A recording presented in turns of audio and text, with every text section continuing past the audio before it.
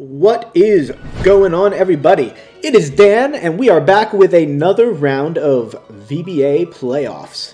This week we have a redux of the Sam Cup between RubyT and Wakeman. RubyT earned the title of Sam #1 in the last matchup, and Wakeman is looking to seek revenge and take back his name. So we see that Wakeman will be bringing his Cinderace with the Assault Vest, an interesting choice, along with White Herb, Azumarill, the Violite Thwackey, Reuniclus, Drampa, and Bisharp. The Throat Spray Drampa is pretty interesting. You expect to see a Hyper Voice come out of that pretty consistently.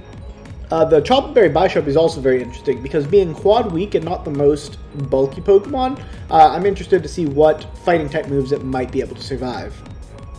But I'm not sure we'll get that opportunity, as it looks like he's going to be leading with a Trick Room mode with Azumarill in the cleanup spot. And then I imagine Thwackey is likely the last spring here, although it could also be the Bisharp pretty reasonably. If he expects a bit of a stalled... Oh, and he's completely switching modes. Never mind, the Thwackey Cinderace is the lead. Never mind again. And he is going back to Trick Room. What a decision-making process from this titan of the game. Alright, and we are diving into this battle. WakemanVGC with the world's worst trainer card against RubyT, looking gentlemanly because he's from Jolly Gold, England. And we see a Slowking Salazzle lead, so a potential Trick Room mode against a Reuniclus Drampa lead, also obviously a Trick Room mode. Wakeman with the double shinies. Always an interesting flex, considering that everything is genned. Looks like he's going to be going for the Hard Thunder into the Slowking with the Hyper Voice. This is a bold decision. This Thunder is not going to be the most accurate thing in the world. But if it hits, this could be absolutely devastating. But a Fake Out from Salazzle just seems like such an easy read this turn. Although Salazzle staying in front of this Reuniclus, unless it's faking it out, would be bold. So I would expect Salazzle to be faking out Reuniclus, and then if Ruby decides that even in this position he wants Trick Room up, he will set it himself with a Slowking. But a Switch Out is the safe play there. Indeedee comes on in. Psychic Surge goes out, and we could have a massive amount of Expanding Force damage coming out. But we see that Hyper Voice, followed by that Third Spray, so this Drampa is going to be doing substantial damage. Thunder connects. Does it take down the Slowking? No, Slowking survives it, but it does get paralyzed. Slowking is able to get off an Expanding Force. This will do a substantial amount into the Drampa, not very much into the Reuniclus.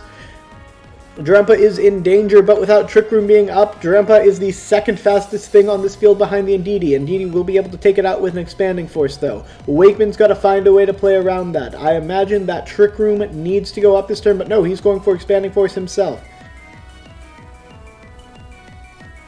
And he's going to switch out the Drampa.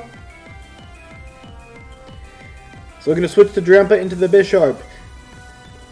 This Psychic immunity could be huge, but he's going for KO onto the Slowking this turn.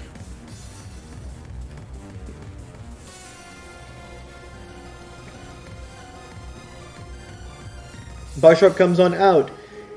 Indeed, uses Expanding Force. It's going to get a little bit of chip off on this Reuniclus, but still not going to be doing too much. This Reuniclus is incredibly bulky. Reuniclus' Expanding Force should take out this Slowking and do a little bit to the Indeedee. That is a bit more than I thought it would.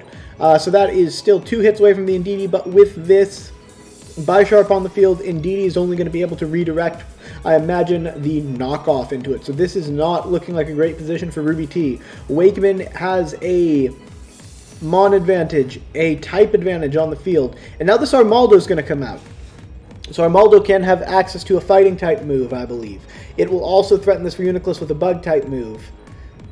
But this doubling up is an interesting call here, because if this steel move gets redirected into the Indeedee, if the Indeedee is physically bulky, it might survive. No, it probably goes down. The Steel-type move is probably safe here, because Indeedee needs to follow me. Oh, he protects! What an interesting play. This protect also is a good play that works. This Mystical Fire is going to come on out. It's going to deal substantial damage to this Bisharp. It is not going to be a 2-hit KO. And this Indeedee is going to take a little bit of chip from this Expanding Force, but he does get his Defiant trigger.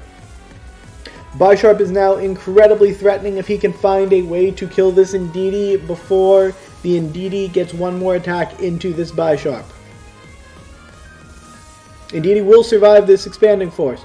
Armaldo is in an interesting position here. It is going to be threatened hard by this Bisharp. Indeedee doesn't look like it can take it out either.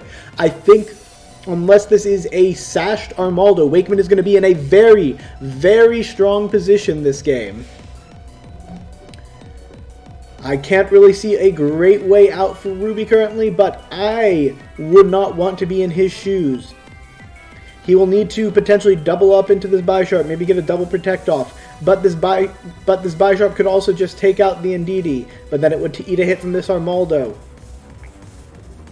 Interesting head games from both of them, but Bisharp is going to get a protect off. The Mystical Fire is going to come into that slot. No, it's going to be a follow me. Armaldo would have gotten one attack off, but this Expanding Force is going to hit both of them. It's going to kill this Indeedee, and it does a substantial chunk to that Armaldo.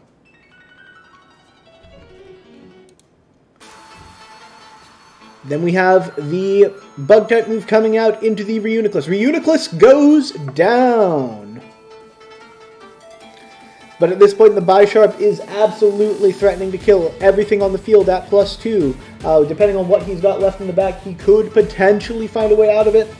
But it is not looking good for Ruby. Wakeman looks like is in position to go 1-0, or 1-up in this set, with the Salazzle in the back. The Salazzle will threaten this Bisharp with a Fire-type attack. But this Azumarill also threatens the Salazzle. I imagine the Salazzle is where the Focus Sash is. It will need it to survive this Aqua Jet or this Liquidation. Liquidation is probably the play that comes on out.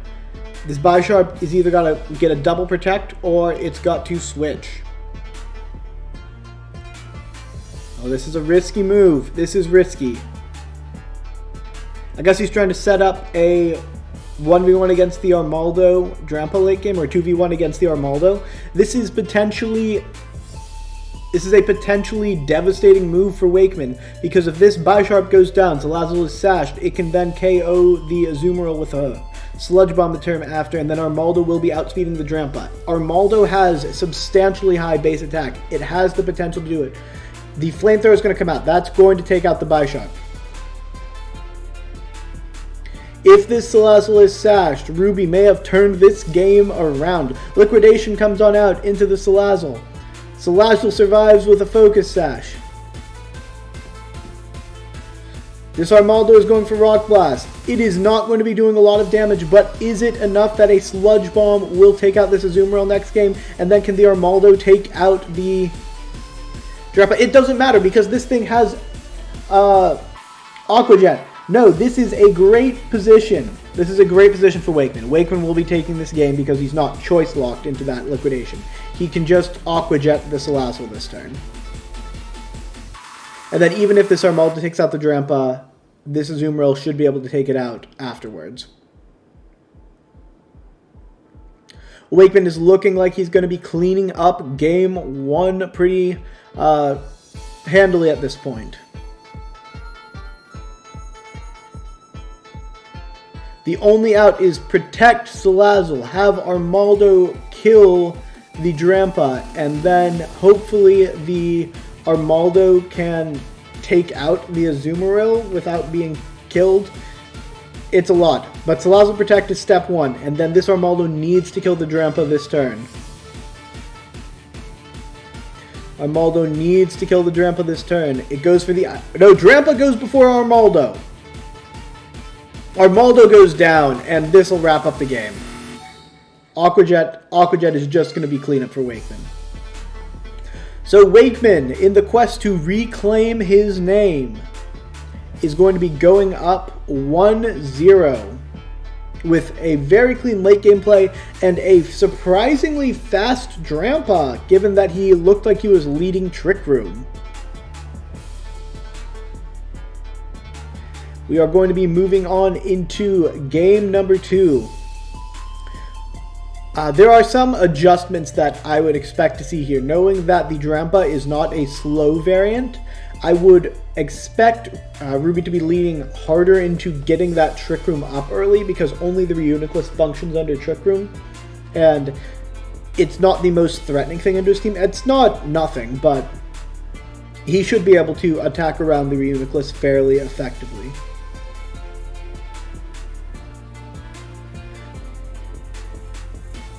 But I think for Wakeman, he's probably going to go with something similar. I don't see the Cinderace being great here if you're expecting your opponent to go for Trick Room.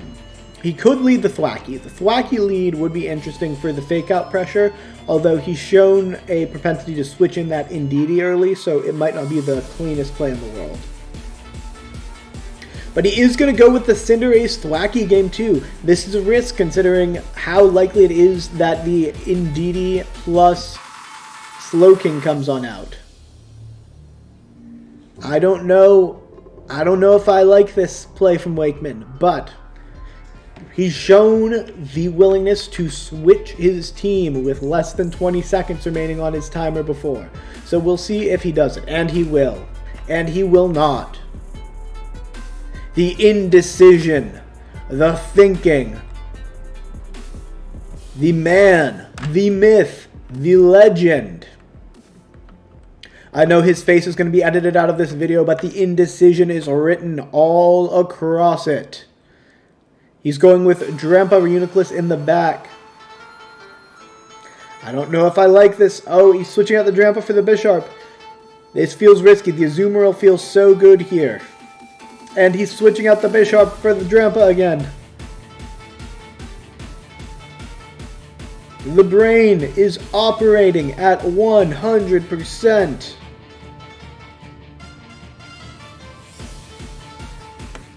And he gets the switch out. And speaking of switch, let's switch up this music.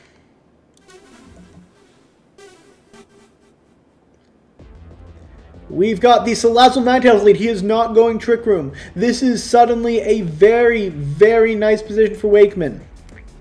Yes, this Thwackey is going to be substantially threatened, but this Assault Vest Cinderace, this is potentially the best position you can put it in. I imagine Salazzle, if it's going to fake out, it has to fake out... No, it probably fakes out the Cinderace here, because there's no way that this Thwackey stays in. He will... This is very risky, because this Salazzle could fake out the Thwackey first, but I think he's calling the fake out into the Cinderace and just getting a little bit of chip. This feels like a high-risk, low-reward play, but it could pay off very marginally.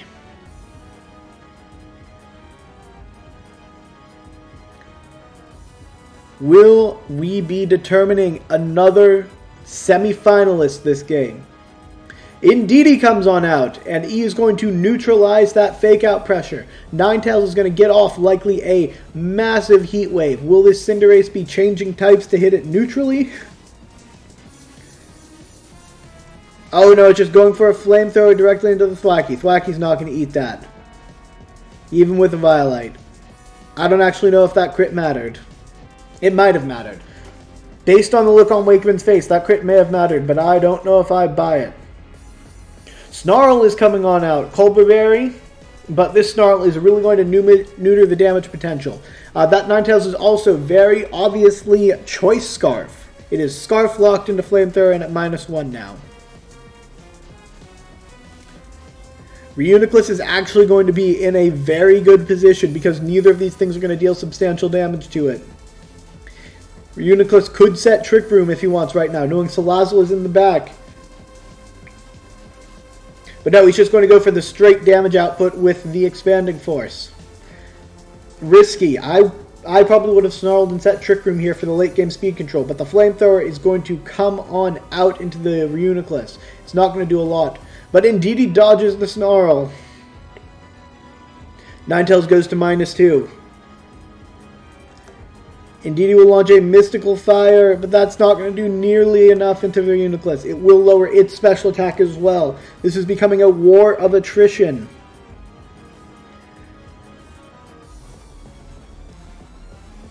Reuniclus does substantial damage. Cinderace can threaten this Indeedee with a Flare Blitz now. Now that he's shown the willingness to not go for Expanding Force. But what wins a war of attrition but recovery? Recover will be coming on out for the Reuniclus this turn. This will be substantial because this Indeedee could go down. I actually don't know if I like this for Wakeman though. Because then he will get in the Salazzle for free and he will be potentially threatening it. Especially with this Ninetales switching out into the Slurpuff. If this Indeedee goes down, this Slurpuff will be the fastest thing on the field. It will have access to Fake Tears, and then Salazzle. Oh, this could be bad. Fake Tears next to a Salazzle into this team. This is a substantial looking amount of damage output. He gets the crit back. It probably didn't matter, but it might have. Recover comes on out. I imagine that Fake Tears will go into... depending on what comes out. If Salazzle comes on out, Fake Tears will go into the Reuniclus along with the Flamethrower. If Ninetales comes on out, Fake Tears will go into the Cinderace. Plus, I don't know, it's a Fire type, it'll resist. I don't know exactly what this Ninetales carrying with it. Iron heading the Slurpuff. This is a big, big call. If Fake Tears goes into the Cinderace and Ninetales takes it out, then Ruby's going to be in a great position. But no, Slurpuff just goes offensive. This is not going to do it. This is not going to do it. With this Scorching Sands, he needed to get that Fake Tears out. Fake Tears would have taken it out. And now this Cinderace is going to get the Iron Head to go on into this Slurpuff. It doesn't take it out. Expanding Force is going to come on out. This might, even at -1, take out... no, the Slurpuff's at +1 special defense. I bet it lives, but it doesn't. It goes down. Oh, this is potentially devastating for RubyT. Wakeman is looking to reclaim the title of Sam #1, and he is in good position to do so. Psychic Terrain means that this Salazzle is not going to be able to fake out this turn. Reuniclus is going to get an Expanding Force off. It can't be stopped. This Ninetales is Scarf Locked into Scorching Sands.